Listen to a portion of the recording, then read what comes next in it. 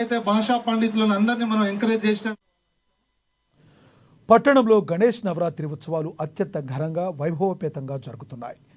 కైలాష్ నగర్ గణేష్ మండపం వద్ద నిర్వాహకులు లక్ష్మీ గణపతి హోమం నిర్వహించారు.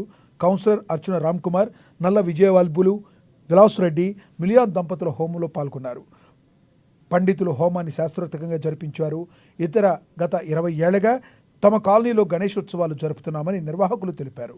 ఈ నవరాత్రుల్లో కుంకుమార్చనలు, ముగ్గుల పోటీలు, పిల్లలకు వివిధ రకాల పోటీలు నిర్వహించినట్లు చెప్పారు.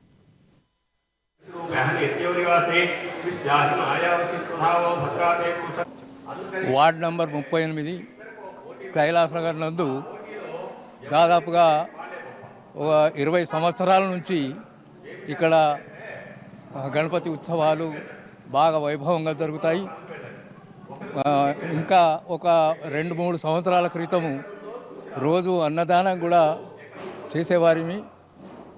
కొద్దిగా వేరే దీనివల్ల దాన్ని బంద్ చేసి ఇప్పుడు ఈరోజు అన్నదానం కూడా చేస్తున్నాం. ఇక్కడ తర్వాత గణపతి హోమం ఒక 10 జంటలు కూర్చున్నాయి. ఈరోజు చాలా వైభవంగా చేస్తున్నాం మేము.